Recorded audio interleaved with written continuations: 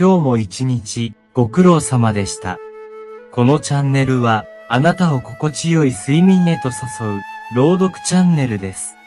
日常の喧騒を忘れ、学園の物語とともに穏やかな眠りへと誘います。この動画は学園物語オリジナルストーリーを6話お届けします。当チャンネル眠りの語り部ではあなたの夢のお供になる物語をご用意していますので、深い眠りへと旅立つ前にぜひチャンネル登録をよろしくお願いします。それではおやすみなさい。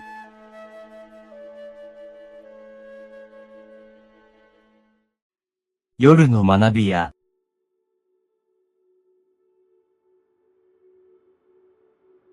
夜が訪れ、街の喧騒が静まり返る頃、ある小さな街の外れに佇む学校、夜の学び舎は、ひっそりとその扉を開く。この学校は、昼間の世界から少し離れた場所にあり、夜になると、異なる時間が流れ始める。学び舎は、夜の静けさと、月明かりを灯とし、知識を求める心を持つ者たちを、優しく迎え入れる。昼間、他の学校で過ごした子供たちは、家に帰り、夕食を済ませ、宿題を終えた後、夜の学び舎へと向かう。ここでは、算数や国語、理科といった通常の教科だけでなく、星空の観察、夜の生き物についての学び、夢を見るための物語作りなど、夜ならではの授業が展開される。夜の学び舎の存在は、町の人々にとっても特別な意味を持っていた。大人たちは、子供たちが夜の学び舎で得た経験を通じて、日常生活で見過ごしがちな世界の美しさや不思議を再発見できると信じている。そして何よりも、この学び舎は、子供たちにとって日々の忙しさから解放され、心を落ち着かせる場所となっていた。ある夜、新しい学期が始まる日、夜の学び舎は新たな生徒を迎える準備を整えていた。学校の周囲には優しく輝くランタンが並び、訪れる者を温かく迎え入れる。門をくぐると、幻想的な光に照らされた校舎が現れ、新しい冒険が始まる予感に胸が高鳴る。新学期の夜、夜の学び舎には様々な思いを抱えた生徒たちが集まっていた。中には初めてこの学び舎に足を踏み入れる者もいれば、すでに何度か訪れている者もいる。しかし、夜の学び舎の門をくぐると、そこには等しく優しく迎え入れる空気が流れていた。生徒たちは自分のクラスを見つけるために、静かに校内を歩き始める。廊下の窓からは夜空が見え、星々が輝いている。それぞれの教室には特別な授業が待っており、生徒たちはワクワクしながら自分たちの席を探した。最初の授業は星空の物語。この授業では星座の名前やそれにまつわる神話、星々が形成された背景について学ぶ。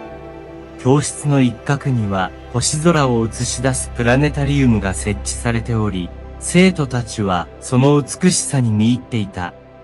教師は星々が織りなす物語を語り始める。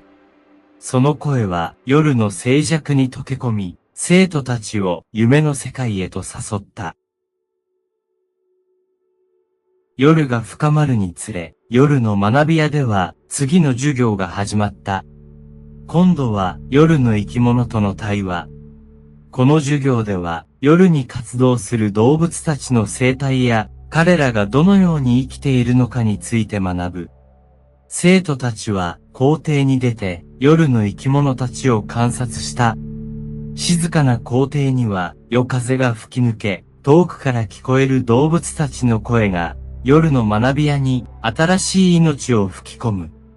生徒たちは教師の指示に従い、虫の声や夜空を舞うコウモリの姿をじっと観察する。この授業を通じて、彼らは自然とのつながりを深め、生き物たちの大切さを学んだ。夜がさらに深まり、夜の学び屋の最後の授業、夢を紡ぐ物語作りが始まった。この授業では、生徒たち自身が物語の作者となり、夢についての短編を書く。教室は柔らかな明かりで照らされ、生徒たちは自分の思い描く夢について熱心に書き始めた。教師は夢を通じて自分自身と向き合うことの大切さを語り、物語作りのヒントを与える。生徒たちはそれぞれの心に秘めた夢や願いを紙に綴っていった。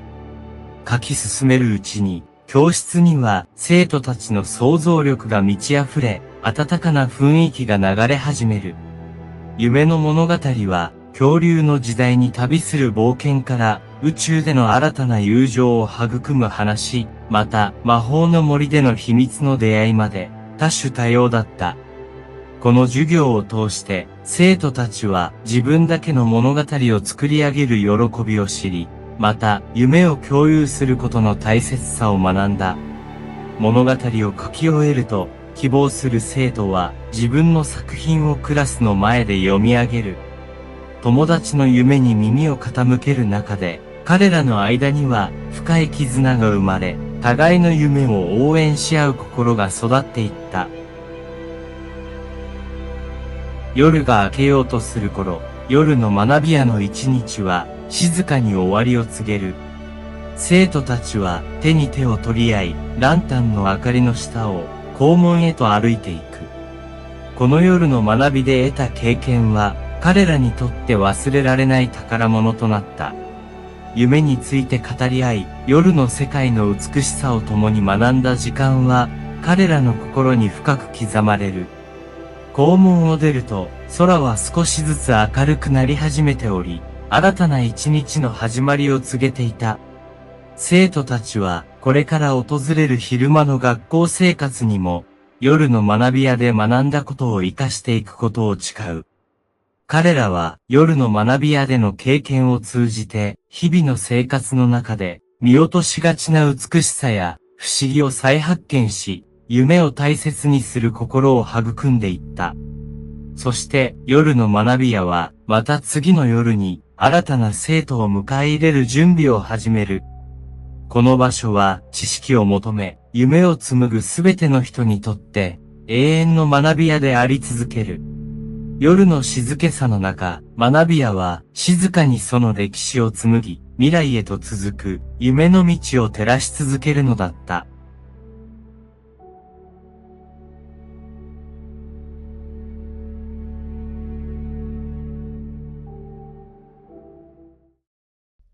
星空の約束。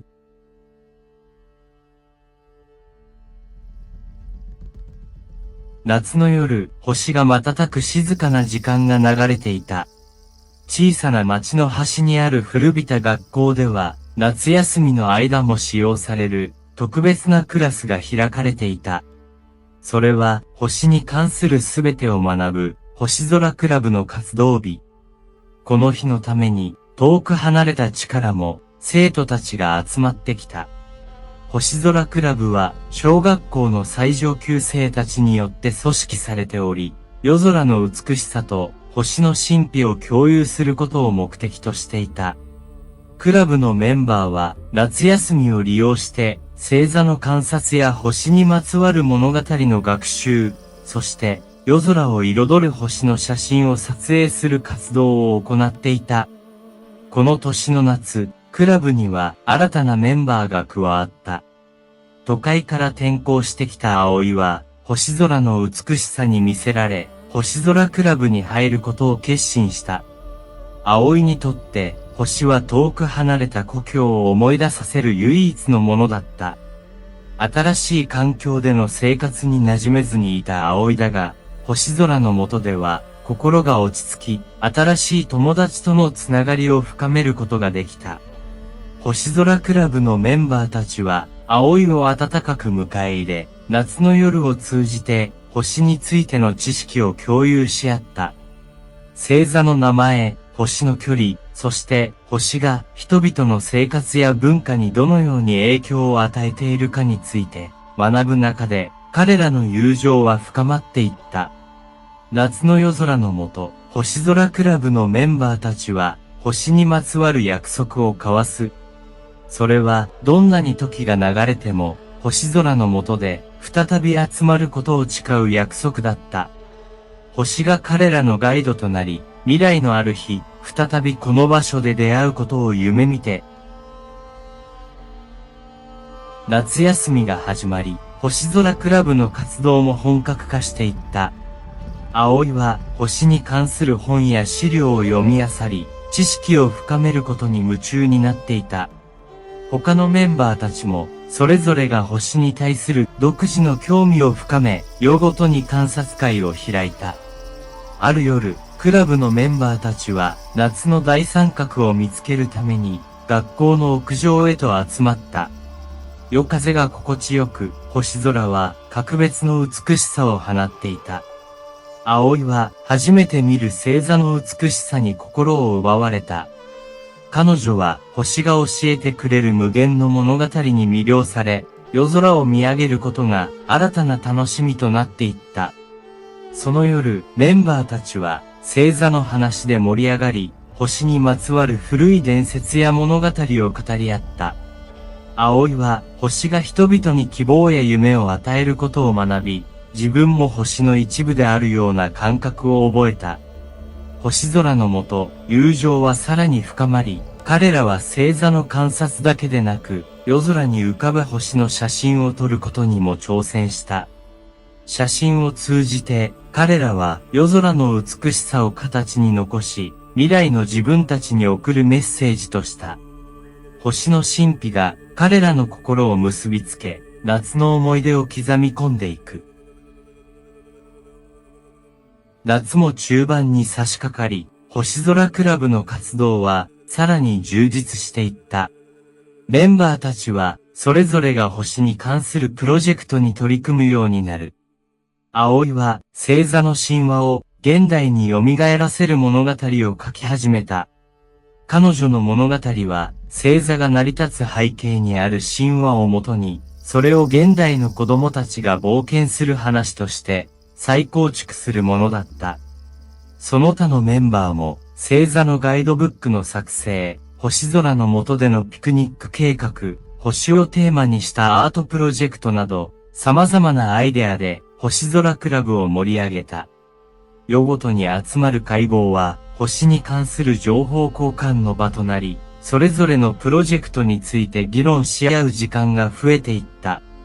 ある日、葵は自分の物語をクラブメンバーに披露する機会を得た。緊張しながらも、彼女は一生懸命に書き上げた物語を朗読した。物語の中では、主人公たちが星座の神話を追体験し、星の力を借りて困難を乗り越える姿が描かれていた。メンバーからは温かい拍手が送られ、葵の努力が認められた瞬間だった。この活動を通じてメンバーたちは星空の下で共有する時間の価値を再認識した。星が教えてくれることは科学的な知識だけではなく、人々を結びつけ、心を豊かにする力を持っていることを彼らは学んだ。メンバーたちは夜空の下で特別なイベントを開催する。それは彼らが夏の間に学んだことや感じたことを共有し、星空の美しさを再び確認する機会だった。星空の下、彼らはこれまでの活動を振り返り、星への感謝の気持ちを新たにする。夏休みも後半になり、星空クラブの活動はクライマックスを迎えた。クラブのメンバーたちは夏の終わりに大きな星空観察会を計画していた。これは街の人々を招いて星の美しさと科学を共有するイベントで、クラブがひと夏の成果を披露する大切な機会だった。準備は順調に進み、ついに観察会の日がやってきた。多くの町の人々が学校の広場に集まり、メンバーたちが準備した望遠鏡で夜空を観察した。葵は自分の物語を朗読するコーナーを設け、星座の神話を通じて星空の魅力を伝えた。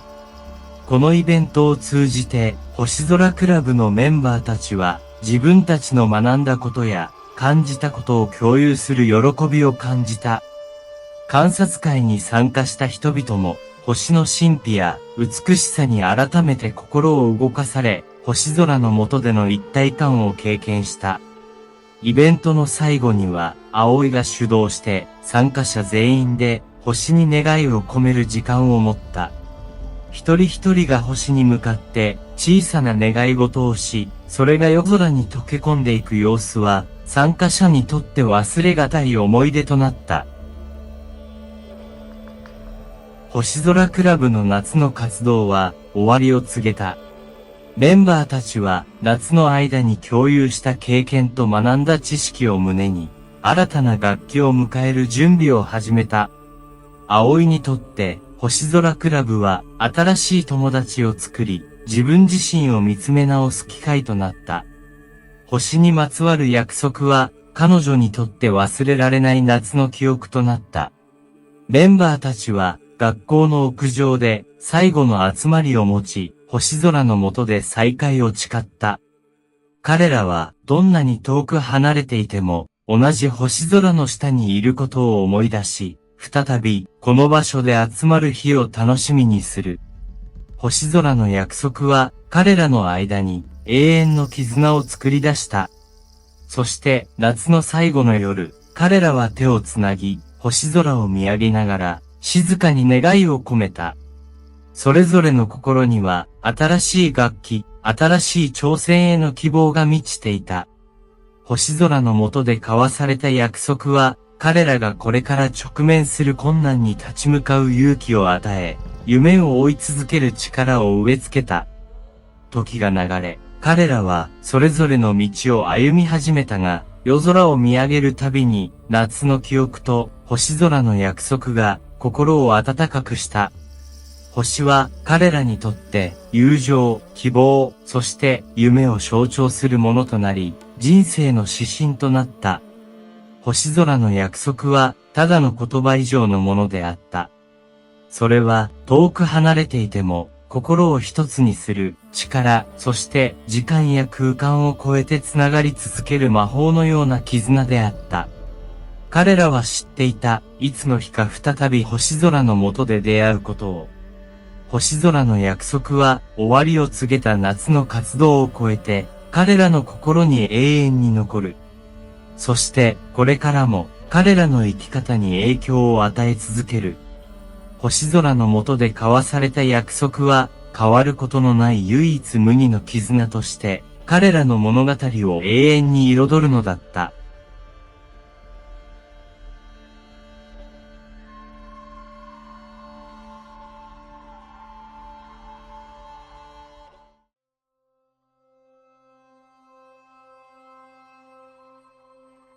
高校生の日記。港町に引っ越してきたばかりのスーザンは家族と共に古い家に住むことになった。海辺に近いこの家は歴史を感じさせるもので、スーザンはその雰囲気が気に入った。ある日、彼女は家の屋根裏部屋で古びた日記帳を見つけた。日記にはエミリーと書かれており、興味を持ったスーザンはページをめくった。今日も東大に行った。あの場所は私の秘密の場所だ。エミリーの日記には彼女の日常が細かく書かれていた。スーザンはその内容に引き込まれ、次々とページをめくった。エミリーは昔、この町に住んでいた少女で、友達と一緒に様々な冒険を楽しんでいたことが分かった。スーザンは自分もエミリーのような冒険をしたいと感じ、友達にこの日記のことを話すことに決めた。次の日、学校でスーザンは親友のメアリーとジョンにエミリーの日記のことを話した。二人とも興味津々で話を聞き、スーザンの提案で探検クラブを結成することにした。探検クラブの最初の目標は、エミリーの日記に書かれた場所を訪れることだった。週末、スーザンたちは灯台へと向かった。エミリーの日記に書かれていた秘密の場所を見つけるためだ。灯台の周りを歩き回り、エミリーが描いた風景と照らし合わせながら探索を進めた。そして、ついにエミリーが大切にしていた場所を見つけた。ここだわ。スーザンは興奮しながら叫んだ。灯台の影に隠れた小さな洞窟があったのだ。洞窟の中にはエミリーが友達と一緒に過ごした証拠がたくさん残されていた。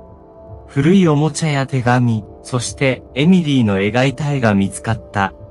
スーザンたちはエミリーの日記に書かれた謎を解き明かすためにさらなる探検を計画した。エミリーの物語はスーザンたちにとってただの過去の話ではなく自分たちの新たな冒険の始まりを意味していた。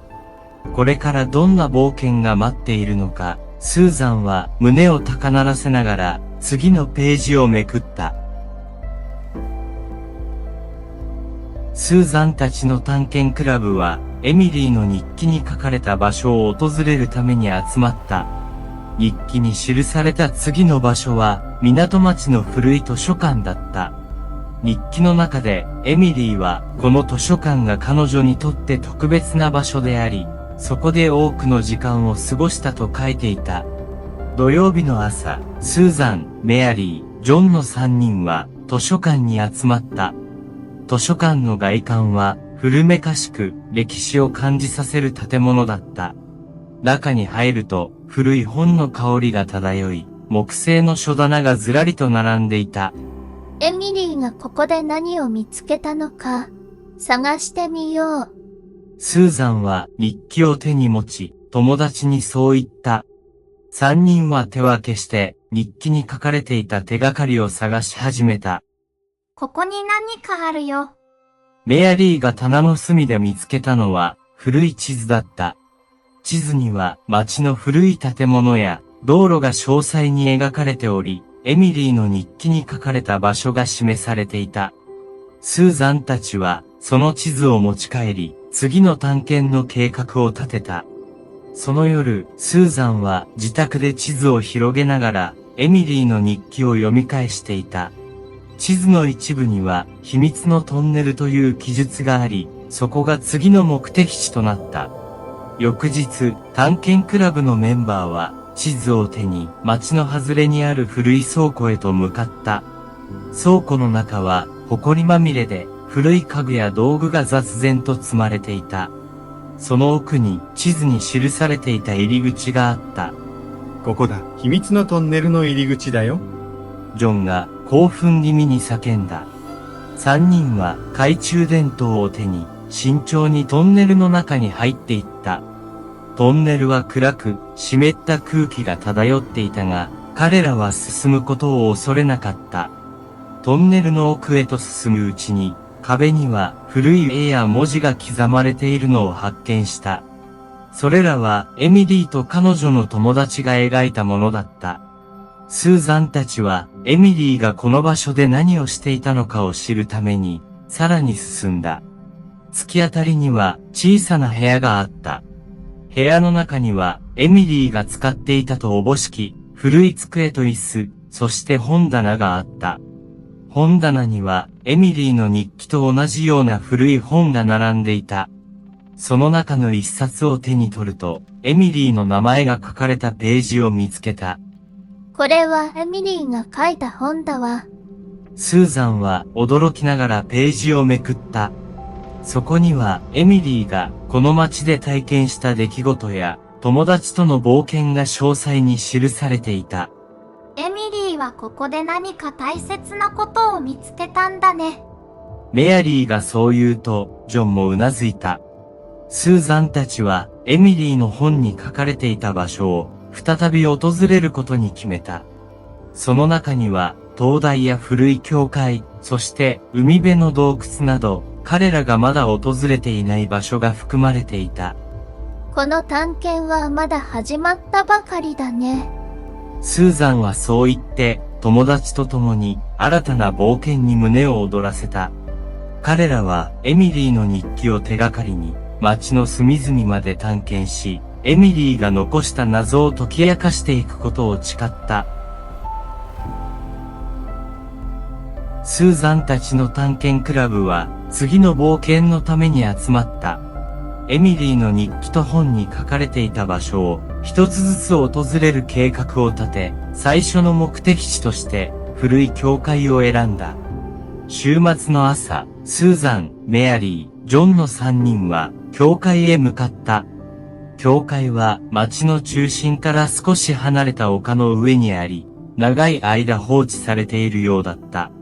教会の外観は、風雨にさらされて朽ち果てていたが、内部には、まだエミリーの痕跡が残っているかもしれないという期待があった。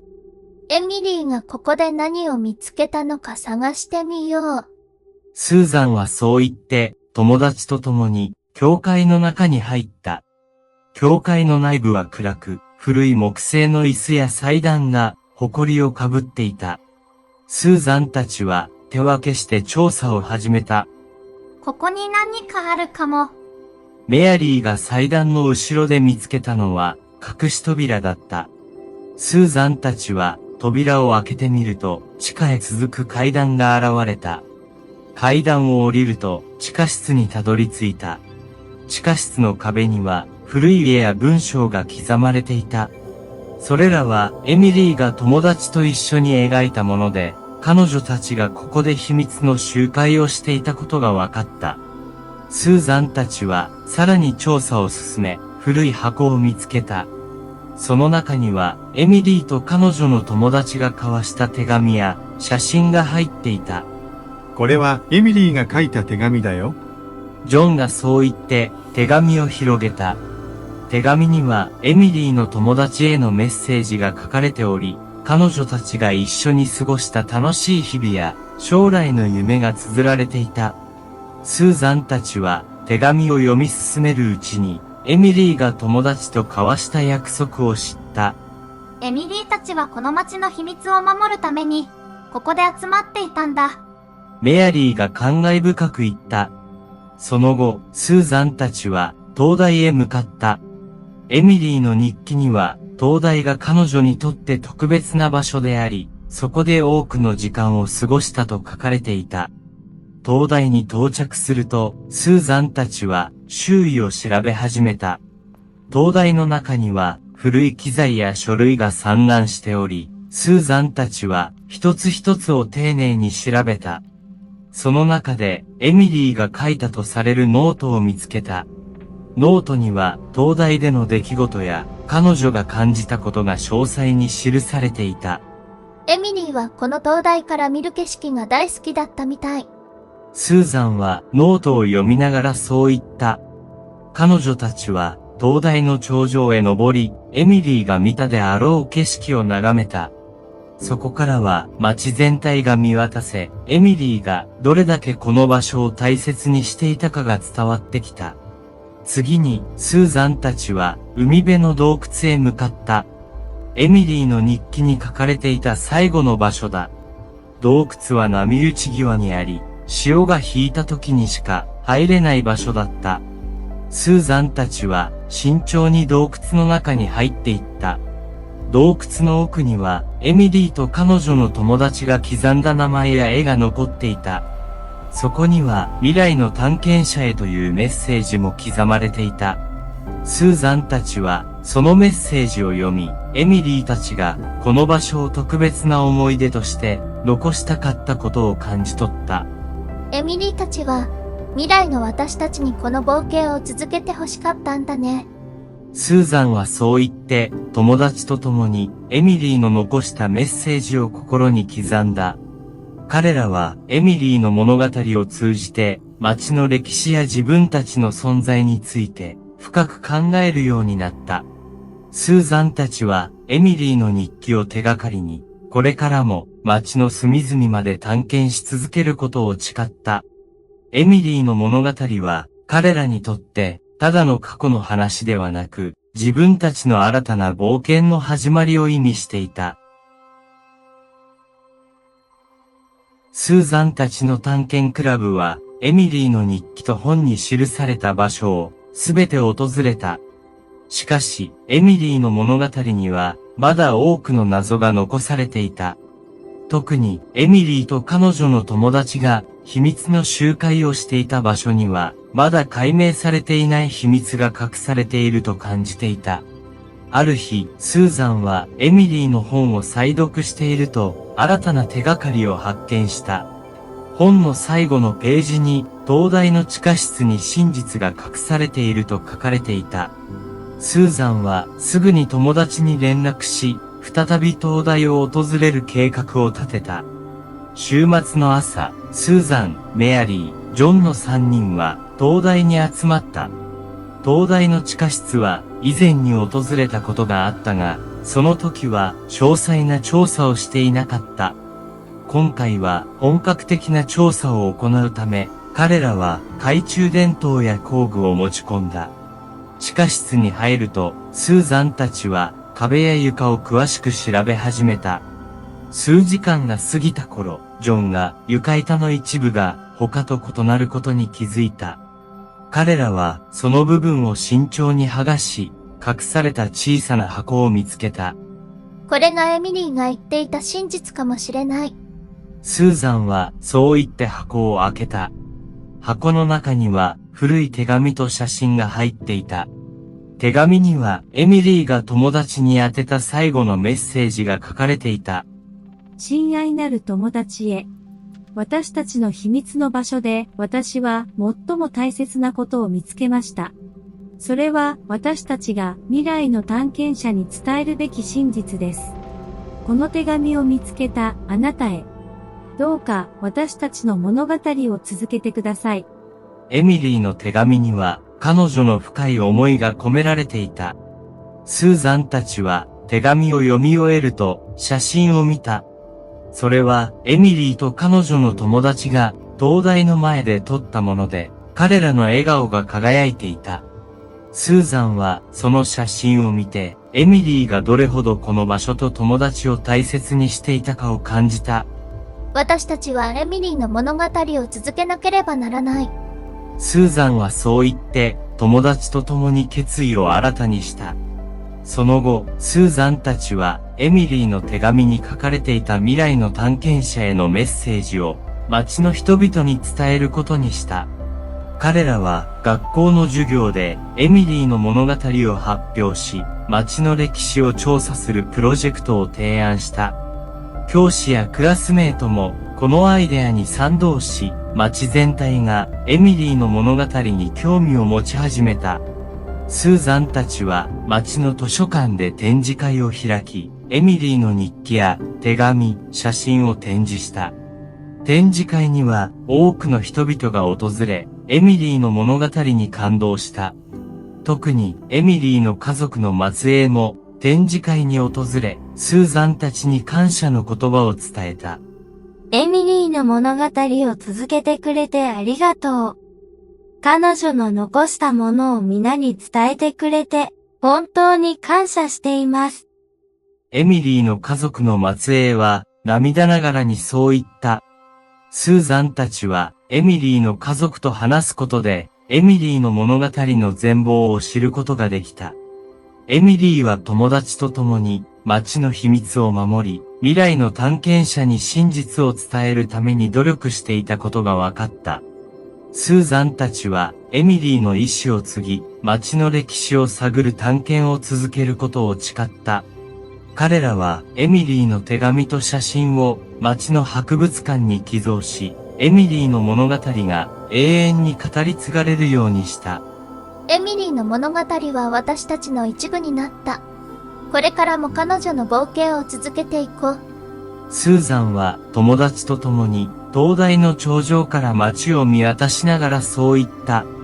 彼らの心にはエミリーの勇気と友情が深く刻まれていた。スーザンたちの探検クラブはエミリーの物語を街全体に広めることに成功した。展示会を通じてエミリーの勇気と友情の物語は多くの人々の心を打ち、町の歴史を新たな視点で見つめ直すきっかけとなった。ある日、スーザンはエミリーの家族の末裔であるアンナと再び会うことになった。アンナはスーザンたちに感謝の気持ちを伝えるために特別な場所へ案内したいと言っていた。その場所は町の外れにある古い屋敷だった。アンナはスーザンたちを屋敷の裏庭に連れて行き、そこに立つ大きな木を指さした。この木はエミリーが大切にしていた場所なんです。アンナがそう言うと、スーザンたちは木の根元に小さな石碑を見つけた。石碑にはエミリーと彼女の友達の名前が刻まれていた。エミリーはここで多くの時間を過ごし、友達と一緒に未来の夢を語り合っていたんです。アンナはそう言って、エミリーの残した手紙をスーザンに手渡した。これはエミリーが最後に書いた手紙です。あなたたちが見つけた手紙の続きです。スーザンは手紙を受け取り、友達と一緒にその内容を読み始めた。手紙にはエミリーが友達と交わした約束や彼女たちの夢が綴られていた。彼女たちはいつかこの街が未来の探検者によって再発見され、自分たちの物語が語り継がれることを願っていた。私たちはエミリーの夢を叶えたんだね。スーザンはそう言って友達と共に微笑んだ。彼らはエミリーの意志を継ぎ、これからも街の歴史を探る探検を続けることを誓った。数日後、スーザンたちは街の広場で開かれた記念式典に参加した。エミリーの物語を記念するために街の人々が集まり、彼女の勇気と友情を称えた。スーザンたちも式典でスピーチを行い、エミリーの物語を語り継ぐことの重要性を訴えた。エミリーの物語は、私たちにとってただの過去の話ではありません。彼女の勇気と友情は、私たちの未来に向けた力強いメッセージです。スーザンはそう言って、エミリーの手紙を胸に抱きしめた。式典の後、スーザンたちは灯台に向かい、頂上から街を見渡した。彼らの心には、エミリーの残したメッセージが深く刻まれていた。エミリーの物語は縁に続くんだ。スーザンは友達と共に未来への希望を胸に抱きながらそう言った。彼らはエミリーの勇気と友情を受け継ぎ、これからも街の歴史を探る探検を続けていくことを誓った。エミリーの物語はスーザンたちによって新たな世代に伝えられ、未来の探検者たちにとっても大切な遺産となったのだった。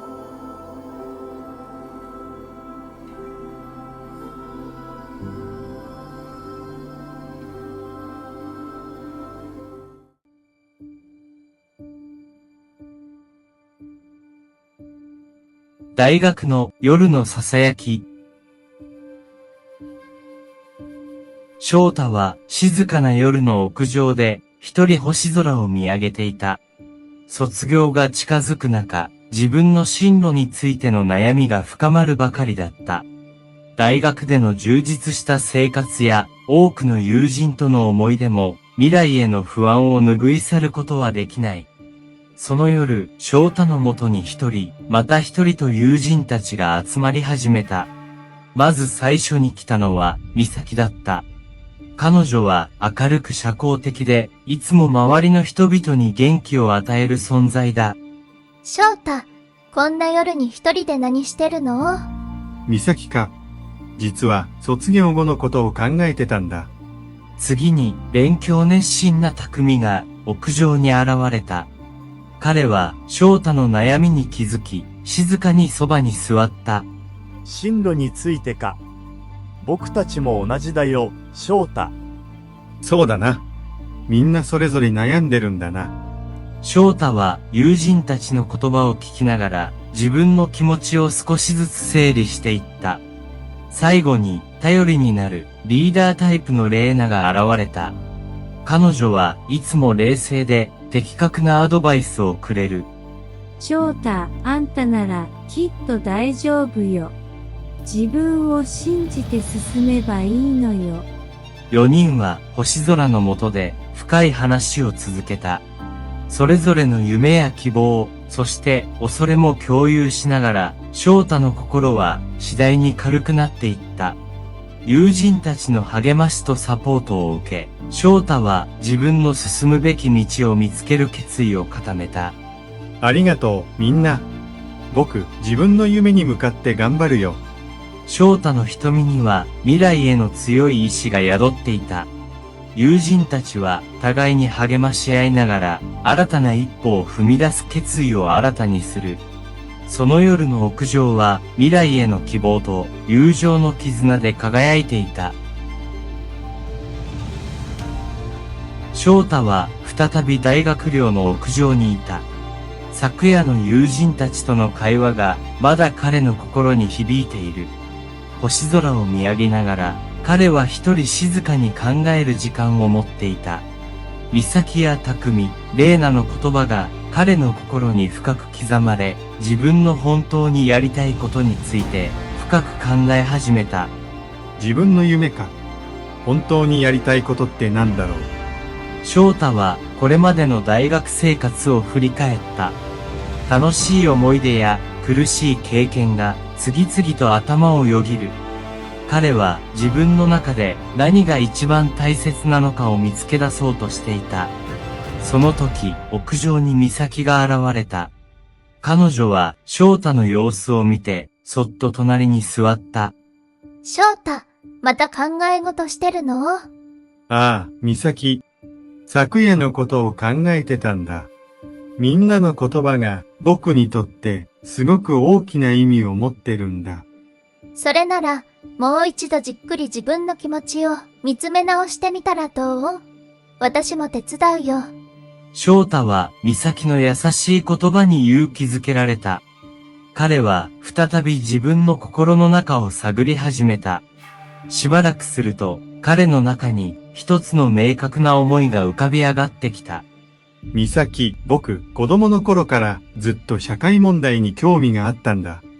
いつか人々の生活を良くする仕事がしたいって思ってた。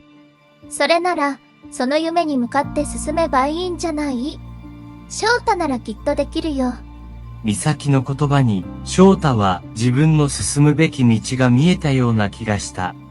彼はその夜、自分の夢に向かって新たな目標を立てることを決意した。翌日、翔太は早速行動に移した。大学のキャリアセンターを訪れ、インターンシップの情報を収集することから始めた。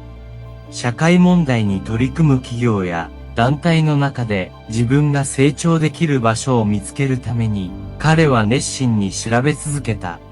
数日後、彼はある NPO 法人のインターンシッププログラムに応募することに決めた。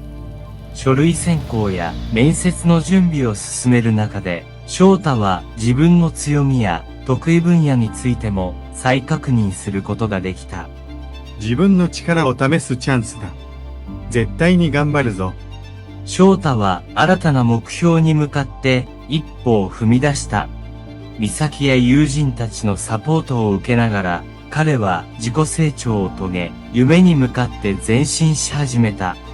これから待ち受ける試練にも、彼は強い意志で立ち向かう覚悟を持っていた。翔太はインターンシップの書類選考に合格し、NPO 法人でのインターンシップが始まった。初日、彼は新しい環境に緊張しながらも、期待に胸を膨らませてオフィスに向かった。オフィスに入ると、翔太は温かく迎えられた。インターンシップの担当者である山田さんは、優しそうな笑顔で彼を出迎え、オフィス内を案内してくれた。翔太くん、今日は初日だからリラックスしてね。まずは業務の流れを覚えてもらうところから始めましょう。翔太は早速、資料の整理やデータ入力などの基本的な業務を任された。慣れない作業に戸惑いながらも、一つ一つ丁寧に取り組むことを心がけた。昼休みには他のインターン生たちとも交流を深めることができ、少しずつ緊張も解けていった。数週間が経ち、翔太は業務にも慣れ、少しずつ自信を持ち始めた。ある日、山田さんが彼に声をかけた。翔太くん、今度、大きなプロジェクトに参加してもらいたいんだ。社会問題に対する啓発キャンペーンの企画なんだけど、興味あるかな？もちろんです。ぜひ参加させてください。翔太は新しい挑戦に胸を躍らせた。プロジェクトチームには経験豊富な先輩社員や他のインターン生も参加しており、彼らから多くのことを学ぶ機会があった。キャンペーンの内容を考え、資料を作成し、実際のイベントの準備に至るまで、チーム全員が一丸となって取り組んだ。しかし、プロジェクトの進行中に予期せぬ問題が発生した。予定していた予算が削減され、企画内容を大幅に見直さなければならなくなったのだ。翔太はプレッシャーを感じ、どうすればいいのか途方に暮れていた。その夜、翔太は再び大学寮の屋上に上がり、美咲に相談した。美咲、プロジェクトがうまくいかなくて、どうしたらいいかわからないんだ。翔太、あんたはいつも真面目に頑張ってるじゃない。みんなで力を合わせれば、きっと乗り越えられるよ。美咲の言葉に勇気をもらい、翔太は翌日、チームメンバーと再び話し合った。みんなでアイデアを出し合い、新しい企画を練り直すことに決めた。予算に合わせた効果的なキャンペーンを考え、全員が一丸となって準備を進めた。そして迎えたキャンペーン当日、翔太たちの努力が実を結び、イベントは大成功を収めた。参加者からの反響も大きく、社会問題に対する意識を高めることができたのだ。やったぞ。みんなのおかげで成功したんだ。翔太は喜びとともに自分の成長を感じていた。この経験を通じて自分の強みを見つけ、さらに自信を深めることができた。インターンシップの終わりが近づく中で、翔太は次の目標に向かって、さらに高みを目指す決意を新たにした。インターンシップが終わる頃、翔太は自分の成長を実感していた。様々な業務を経験し、多くの人々と出会ったことで、彼の視野は大きく広がった。特に印象に残ったのは、同じ志を持つ先輩社員の存在だった。インターンシップ最後の日、翔太はその先輩社員である藤井さんから声をかけられた。翔太くん、これまでの君の頑張りは見てきたよ。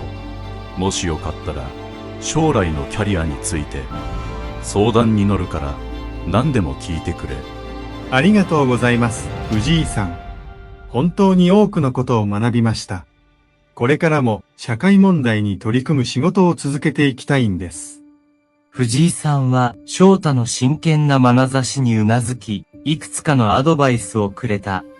自分の強みを生かし、どのようにキャリアを築いていくかを具体的に教えてくれた。翔太くん、君にはリーダーシップの素質がある。チームをまとめる力や、人を動かす力は君の大きな強みだ。自信を持って進んでくれ。翔太は藤井さんの言葉に励まされ、さらに自信を深めた。自分の進むべき道が明確に見えてきたのだ。インターンシップが終わった後、翔太は大学に戻り、残りの学業に取り組んだ。彼は卒業研究に力を入れ、社会問題に関する論文を書き上げた。美咲や他の友人たちとも頻繁に会い、共に学び合いながら充実した日々を送っていた。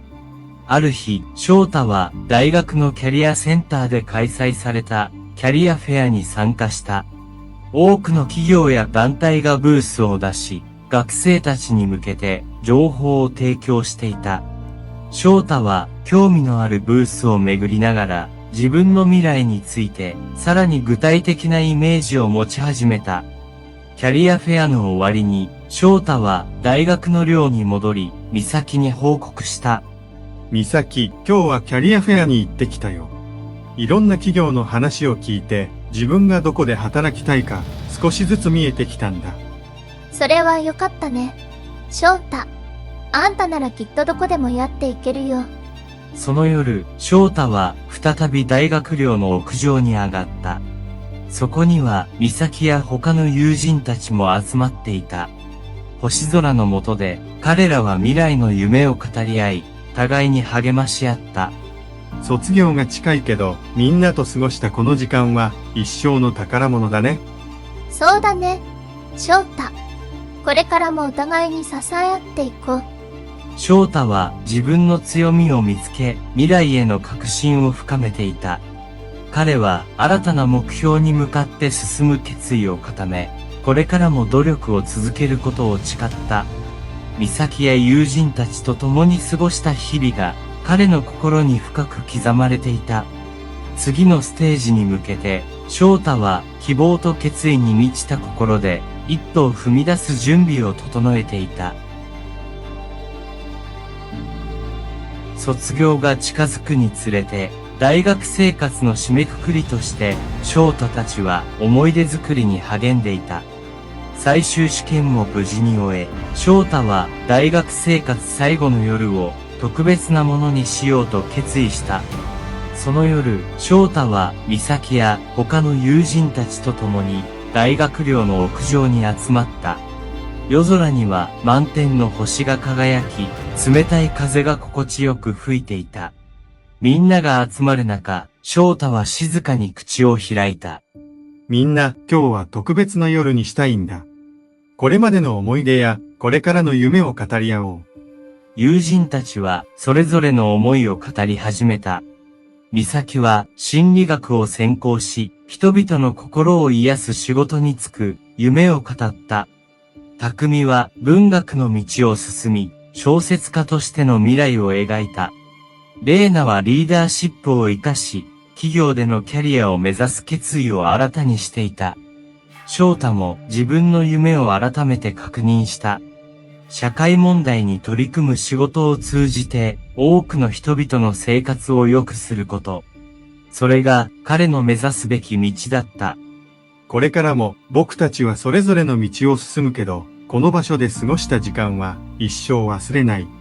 みんな本当にありがと美咲が涙ぐみながら微笑んだ。翔太、あんたがいてくれて本当によかったよ。これからもお互いに頑張ろうね。友人たちは手を取り合い、未来への決意を新たにした。その夜、翔太は星空の下で自分の心に誓った。これからの人生も困難に立ち向かいながら前進し続けることを。次の日、卒業式が行われ、翔太は大学を巣立つこととなった。卒業証書を手にした彼は、美咲や友人たちと最後の記念写真を撮り、未来への希望を胸に秘めた。う。これからも僕たちはそれぞれの場所で輝き続けるんだ。翔太は再び大学寮の屋上に上がり、一人星空を見上げた。あの夜の友人たちとの会話や共有した夢が彼の心に力を与えた。さあ、未来へ向かって一歩を踏み出そう。翔太は深呼吸をし、希望と決意に満ちた心で新たな道を歩み始めた。彼の未来には多くの挑戦と喜びが待っている。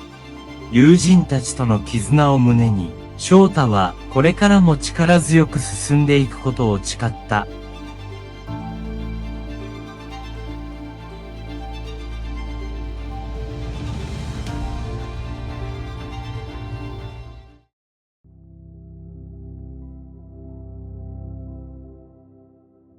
小さな勇気。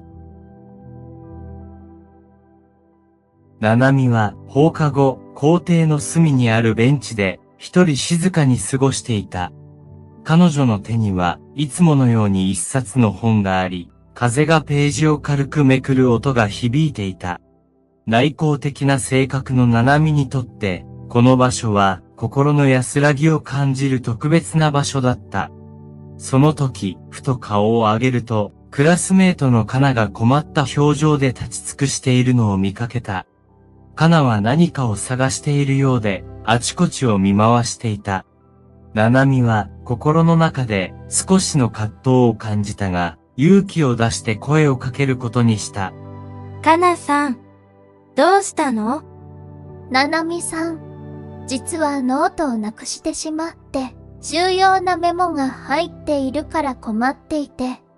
ななみは、かなの不安そうな顔を見て、何とかして助けたいと思った。彼女は、かなと一緒に校庭を歩き回り、ベンチの下や茂みの中を探し始めた。しばらくして、ななみがベンチの裏側に挟まっていたノートを見つけた。かなさん、これかな？それよ。ありがとう。ななみさん。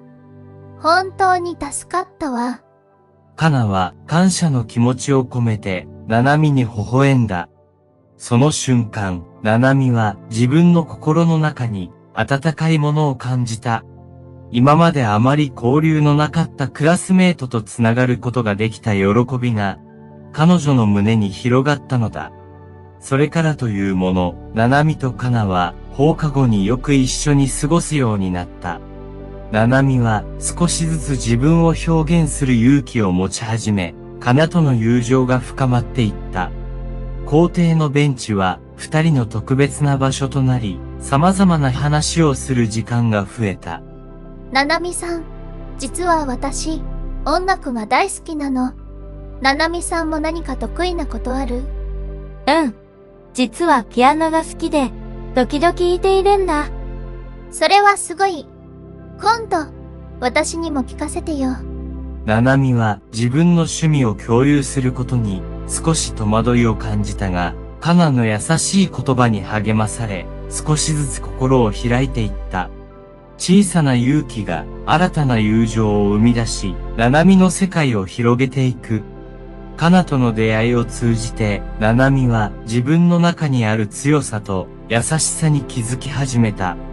この小さな親切が彼女の人生に大きな変化をもたらすきっかけとなるのだった。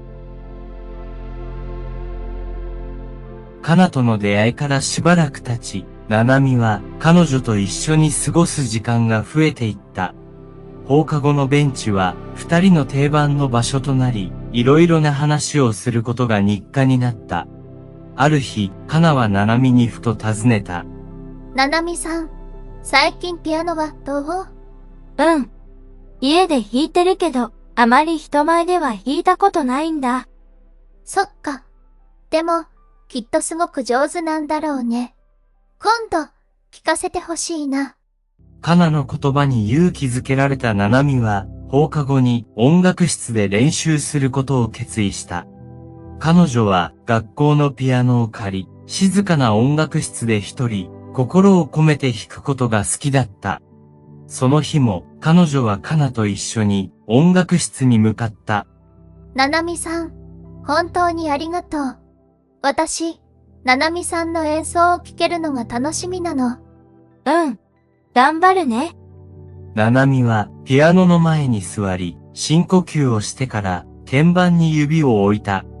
彼女の指先から流れるメロディーは、心の中の思いをそのまま表現するかのように美しく響いた。かなはその演奏に感動し、静かに耳を傾けていた。ななみさん、すごいよ。本当に素敵な演奏だね。ありがとう。かなさん。聞いてくれて嬉しいよ。その日以来、ななみはかなの励ましを受けながら、放課後の音楽室での練習を続けるようになった。かなはいつもそばで応援してくれ、ななみは次第に自分の演奏に自信を持つようになった。ある日、かながななみに提案した。ななみさん、文化祭でピアノ演奏してみない？みんなにななみさんの素晴らしい演奏を聞いてもらいたいんだ。ななみは驚きとともに少しの不安を感じた。しかし、かなの真剣な眼差しと励ましの言葉に触発され、彼女は勇気を出して、その提案を受け入れることにした。文化祭か。少し怖いけど、挑戦してみるよ。やった。一緒に準備を頑張ろうね。ななみとかなは文化祭に向けて練習を開始した。ななみは毎日放課後に音楽室でピアノを弾き、カナはそのサポートを欠かさなかった。彼女たちの努力と友情が次第に美しいハーモニーを生み出していった。ナナミは自分の内なる強さと才能を信じ、カナの応援を受けて新たな挑戦に向かって進み始めた。ピアノの演奏を通じて彼女は自分自身を表現する勇気を手に入れ、文化祭という大舞台に向けて一歩一歩成長していった。文化祭の準備が本格的に始まり、ナナミは毎日放課後、音楽室でピアノの練習に励んでいた。演奏曲を決め、カナや他の友人たちの協力を受けながら、ナナミは少しずつ自信を深めていった。ある日、放課後の音楽室に向かうナナミに、カナが笑顔で駆け寄った。ナナミさん、今日も練習？手伝えることがあったら言ってね。ありがとう。カナさん。今日はちょっと難しい曲に挑戦してみようと思って。ナナミはピアノの前に座り、鍵盤に指を置いた。しかし、難しい部分に差し掛かると、指が思うように動かず、ミスを繰り返してしまった。焦りと不安が彼女の心に広がった。どうしよう。こんな調子じゃ文化祭で失敗しちゃう。その時、音楽教師の山本先生が音楽室に入ってきた。山本先生は、ナナミの様子を見て、優しく声をかけた。ナナミさん、大丈夫。ミスを恐れず、自分を信じて練習すればいいんだよ。先生、でも私、自信がなくて。誰でも最初はそうだよ。でも、君の演奏には心がこもっている。それが一番大切なことなんだ。山本先生の言葉に、ナナミは少しだけ安心し、再び演奏に集中することができた。彼女は毎日少しずつ上達し、難しい部分も克服できるようになった。その間、カナはナナミを励まし続けた。彼女はナナミのために演奏スケジュールを管理し、必要な休憩やリフレッシュの時間も考慮した。ナナミさん、今日は練習の後にちょっと外でリラックスしようよ。気分転換も大事だよ。うん。ありがとう。カナさん。そうする。二人は練習の後、校庭のベンチでおしゃべりを楽しみながら、リラックスした時間を過ごした。ナナミは、カナとの友情を通じて、自分の中にある強さを再確認することができた。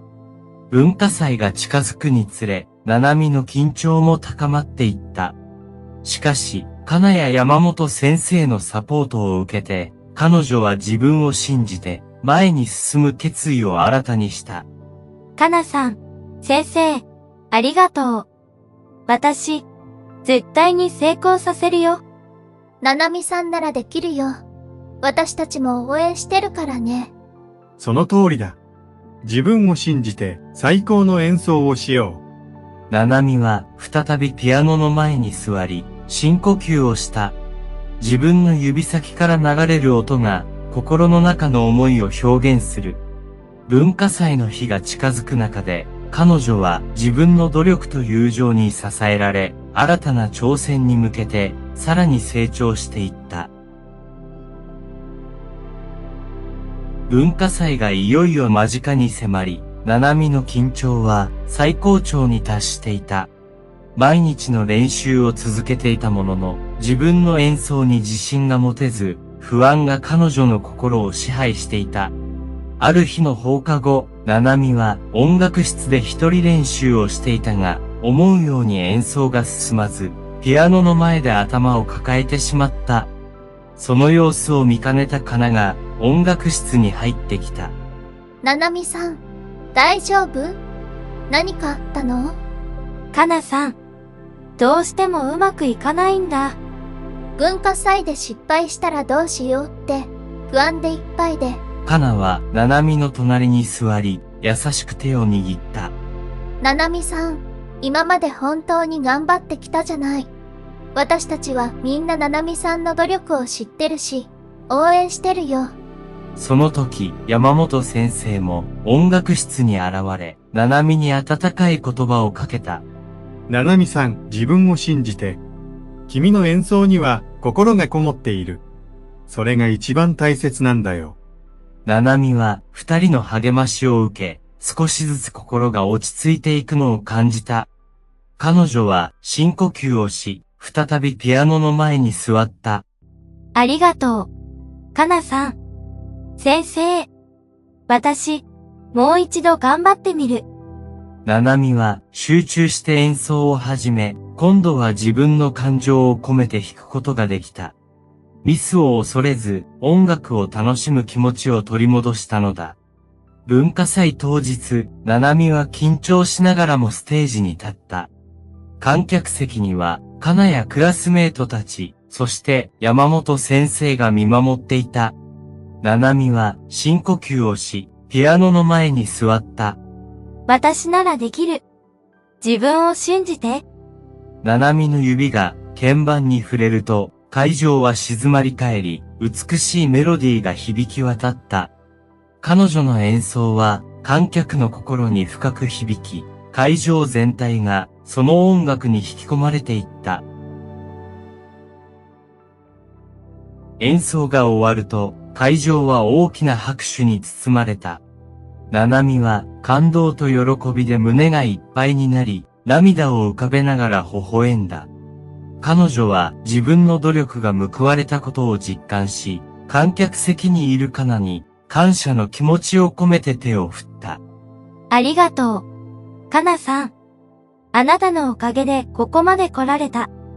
カナも涙を浮かべながら笑顔で答えた。七海さん、本当に素晴らしかったよ。その後、七海はクラスメートたちと一緒に文化祭を楽しみ、皆から祝福の言葉を受けた。彼女は自分の中にある強さと才能を再確認し、新たな目標に向かって進む決意をした。七海は文化祭の成功を通じて自分自身を信じることの大切さを学び、友情の力で困難を乗り越えることができた。彼女の心には新たな勇気と希望が満ちていた。これからも自分を信じて挑戦し続けよう。七海は校庭のベンチでカナと一緒に星空を見上げた。小さな勇気が大きな成果を生み出し、友情が彼女を支えてくれたことに感謝の気持ちを抱きながら、二人は未来への希望を胸に、これからも共に歩んでいくことを誓った。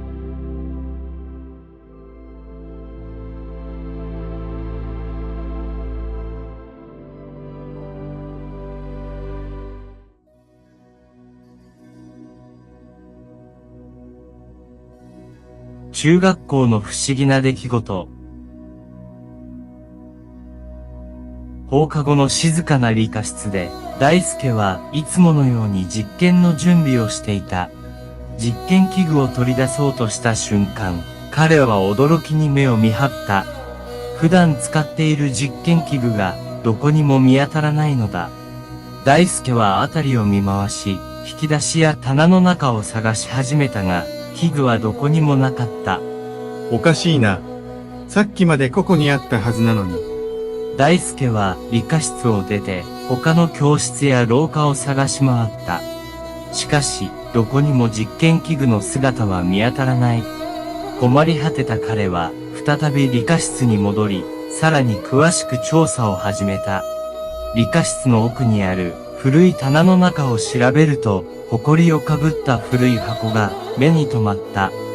大輔はその箱を開けてみることにした。なんだろう、これ。箱の中には古びた実験器具や古い書類がぎっしり詰まっていた。彼はその中から一つ一つ取り出し、調べていった。その中には見たこともない不思議な物品も含まれていた。これは一体。その時、突然理科室の奥から、かすかな音が聞こえてきた。大輔は音の出所を探りながら、さらに奥へと進んでいった。すると、古い実験机の下に、小さな扉があることに気づいた。こんなところに扉が。彼は扉を開けてみると、中にはさらに古い実験器具が収められていた。大輔はその中に自分が探していた器具を見つけ、安堵の息をついた。見つけた。でも、どうしてこんなところに？疑問を抱きながらも、彼は実験器具を手に取って理科室に戻った。しかし、その不思議な出来事が気になって仕方がなかった。消えた器具と古い実験机の下に隠されていた秘密が、彼の好奇心を刺激したのだ。これは何かの手がかりかもしれない。もっと調べてみよう。大輔は決意を新たにし、理科室の謎を解明するために調査を続けることにした。彼の冒険はまだ始まったばかりだった。大輔は理科室での不思議な出来事に興味を抱き、さらに調査を進めることにした。消えた実験器具が古い実験机の下から見つかったことが何かの手がかりになると感じていたからだ。翌日の放課後、大輔は再び理科室に向かった。彼は古い棚や引き出しの奥を隅々まで調べ始めた。埃をかぶった書類や器具が次々と見つかり、その中には使われなくなった古い実験器具も含まれていた。こんなに古いものがまだ残っていたのか。大輔は興味深く、それらの器具を一つ一つ確認していった。すると、棚の奥に隠れるようにして置かれていた小さな木箱を発見した。これは、彼は木箱を開けてみた。中には不思議な形をした石が収められており、その石には謎めいた刻印が彫られていた。この石、一体何なんだろう。この刻印は何を意味しているんだ。大輔は石を手に取り、刻印をじっくりと観察した。見たこともない記号や模様が彫り込まれており、それが石の正体を示しているようだった。その時、大輔はふと理科の教師の言葉を思い出した。以前、教師が古代の実験や錬金術について話していたことがあったのだ。もしかして、これも何かの実験に使われていたのかな。先生に聞いてみよう。大輔は石を持ち、理科の教師のもとへ向かった。教師は石を見るなり、驚いた表情を浮かべた。これは、大輔くん、どこでこれを見つけたんだ？理科室の古い棚の奥にありました。この石に刻まれた模様が気になって。教師は石を手に取り、しばらくの間じっくりと観察した。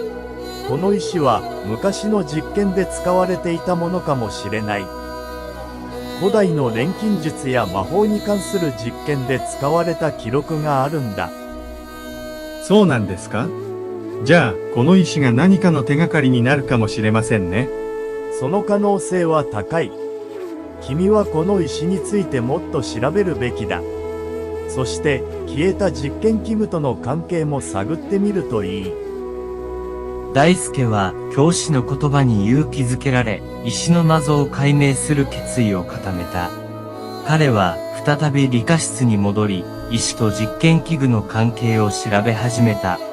理科室の探索は続き、大輔は古い書類や記録を読み解きながら、少しずつ謎に迫っていった。不思議な石が持つ力と消えた実験器具の関係が徐々に明らかになりつつあった。大輔の冒険はまだ始まったばかりだった。理科室の探索を続ける中で、大輔はますます石に魅了されていった。その不思議な力を解明するため、彼は毎日のように放課後の理科室で調査を行っていた。ある日、ふとしたきっかけで、彼はその石の持つ驚くべき力に気づくことになる。その日も放課後、大輔は理科室で石を観察していた。石に刻まれた謎めいた模様を何度も見つめ、ノートにスケッチしていた。その時、偶然にも石を光にかざしてみたところ、不思議な輝きが現れた。この石、一体何を示しているんだろう。大輔は石をさらに詳しく調べることにした。理科室の古い書類や記録を一つ一つ読み解き、石の刻印に関する情報を探した。すると、ある古い実験ノートに同じような模様が描かれていることに気づいた。これだ。このノートに何か手がかりがあるかもしれない。ノートには、かつて行われた不思議な実験の記録が書かれていた。その実験では、特別な石を使って、未知の力を引き出すことが試みられていたらしい。大輔は、その内容に興味をそそられた。この実験、試してみる価値があるかもしれない。大輔は、実験ノートをもとに、石の力を引き出すための準備を始めた。古い実験器具を使い、慎重に手順を進めていった。彼は理科室で一人静かに実験を行い、その過程で石が発する不思議なエネルギーに気づいた。この石、本当に特別な力を持っているんだ。その夜、大輔は石の秘密を解き明かすために、さらなる調査を続けた。彼は石が持つ力を利用して、消えた実験器具を取り戻す方法を模索した。友人たちの協力を得るために、翌日学校で彼らに事情を説明することにした。次の日の放課後、大輔は友人たちを理科室に招いた。彼は石と古い実験ノートを見せ、これまでの調査結果を詳しく説明した。この石には特別な力があるんだ。古い実験ノートに書かれていることをもとに実験を試みてみようと思う。友人たちは驚きながらも興味津々で話を聞いていた。面白そうだね。私たちも手伝うよ。ありがとう。みんなの協力が必要なんだ。大輔と友人たちは協力して実験の準備を進めた。石の力を最大限に引き出すために慎重に手順を踏んでいった。彼らの努力が実を結び、不思議なエネルギーが理科室全体に広がっていった。すごい。本当に石が力を発揮してる。彼らは石の力を使って消えた実験器具を取り戻すための手がかりを見つけることに成功した。その過程で理科室に隠されたさらに深い謎にも迫っていった。大輔と友人たちの冒険はまだ終わらない。彼らは石の秘密を完全に解明するためにさらに多くの調査と実験を続けることを誓った。友情と協力の力で彼らは理科室の謎を次々と解き明かしていく。大輔は友人たちと共に石の謎を解き明かすための調査を続けた。放課後になると理科室に集まり、実験ノートを参考にして様々な実験を試みた。石が持つ力は一層明らかになり、その過程で友人たちとの絆も深まっていった。ある日の放課後、大輔はいつものように理科室で実験をしていると、友人の一人が話しかけてきた。大輔、この石の力を使ってもっと何かできるかもしれないと思うんだ。そうだね。石の力はまだ全て解明されていない気がする。友人たちと協力しながら、彼らは石の刻印の意味をさらに深く調べ始めた。古い文献や実験ノートの記述を読み解き、石が過去にどのような用途で使われていたのかを探る。この模様、古代の言語かもしれない。図書室で古代の資料を調べてみよう。彼らは図書室に向かい、古代の言語に関する書籍や資料を集めた。いくつもの本を読み、石の刻印が何を意味しているのかを解読していった。その中で、大輔はある重要な情報に気づいた。この刻印、特定の条件下で発動するみたいだ。もしかして実験室で試してみたら何か起こるかもしれない。友人たちは興奮しながら大輔の提案に同意した。彼らは再び理科室に戻り、特定の条件を再現するための準備を始めた。石を使った実験が進む中で、次第にその力が発揮され始めた。大輔、見て、石が光り始めた。石は鮮やかな光を放ち、理科室全体を照らし出した。その光は次第に強まり、消えた実験器具が徐々に現れ始めた。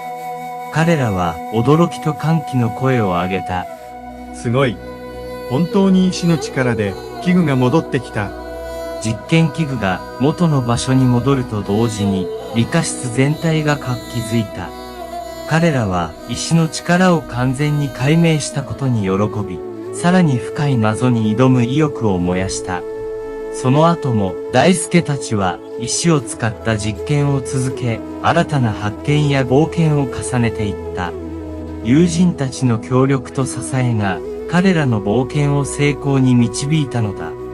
この石はただの実験器具じゃない。まだまだたくさんの秘密が隠されているに違いない。そうだね。これからも一緒に探検して石の力を解明しよう。大輔と友人たちは理科室の謎を解き明かし、新たな冒険への扉を開いた。彼らの友情と協力はこれからも続く探検の旅で大きな力となるだろう。石の力を生かし、彼らは未知の世界へと挑戦していくことを誓った。大輔と友人たちは石の秘密を完全に解明するための最後の実験を行う準備をしていた。理科室には消えた実験器具がすべて戻り、彼らの期待と興奮が高まっていた。放課後、彼らは再び理科室に集まり、石を使った最終実験の手順を確認した。石が持つ力を最大限に引き出すため、彼らはこれまでの知識と経験を総動員して準備を進めた。これが最後の実験だね。みんな準備はいい？もちろん。大輔と友人たちは石を中央に置き、実験ノートに従って慎重に手順を踏んでいった。石に光が当たり、刻印が輝き始めると、彼らの心は一つになった。これで全ての謎が解けるはずだ。石は鮮やかな光を放ち、理科室全体を包み込んだ。その光が次第に強まり、消えた実験器具だけでなく、理科室に隠されていた他の秘密も次々と明らかになった。見て、あそこに新しい扉が。理科室の奥に新たな扉が現れた。大輔と友人たちは胸を躍らせながらその扉に向かった。扉を開けると、そこには古代の実験器具や記録が残された秘密の部屋が広がっていた。ここが全ての始まりだったんだ。大輔たちはその部屋で石の持つ力と過去の実験の全貌を知ることとなった。石はただの実験器具ではなく、古代の科学者たちが作り出した特別な力を持つものだったのだ。この力を使えばもっと多くのことができるかもしれない。そうだね。これからもこの石を使って新しい発見をしていこう。大輔と友人たちは石の力を使って新たな冒険に挑む決意を固めた。彼らの心には新たな探検への期待と友情が溢れていた。その後も大輔たちは理科室での実験を続け、新たな発見を重ねていった。彼らの冒険は終わることなく、次々と新しい謎を解き明かしていく。そして彼らの友情と協力はどんな困難も乗り越える力となった。これからも一緒に冒険しよう。大輔と友人たちは理科室の秘密を解明し、新たな冒険への扉を開いた。石の力を信じ、彼らは未来への希望を胸に、さらなる探検に挑むことを誓った。